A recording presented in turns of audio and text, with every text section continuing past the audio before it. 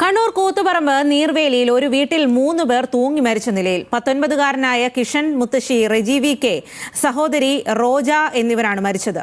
നിഖിൽ അളവൂരാണ് കൂടുതൽ വിവരങ്ങളുമായി ചേരുന്നത്. നിഖിൽ, 3 പേർ മരിച്ച നിലയിൽ എന്ന് പറയുമ്പോൾ അതിൽ മറ്റ് കൂടുതൽ വിവരങ്ങൾ ലഭ്യമാണോ? എങ്ങനെയാണ് ഇവർ മരിച്ചത്?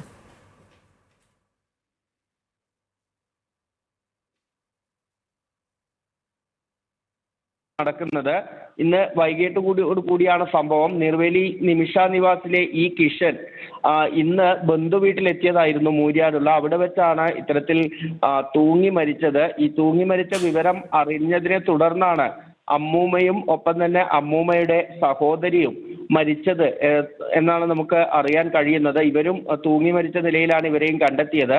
ഈ കിഷൻ തൂങ്ങി മരിച്ച നിലയിൽ കണ്ട സുഹൃത്തുക്കളും മറ്റും ചേർന്ന് ആശുപത്രിയിലേക്ക് കൊണ്ടുപോയിരുന്നു.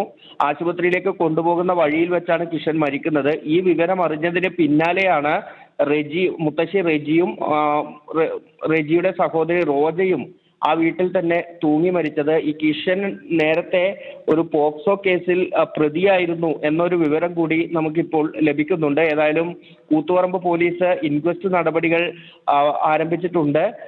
ഒപ്പം തന്നെ ഇതുമായി ബന്ധപ്പെട്ട കൂടുതൽ അന്വേഷണങ്ങളിലേക്കും പോലീസ് കടക്കുമെന്നാണ് അറിയാൻ കഴിയുന്നത്. ശരി നിഖിൽ.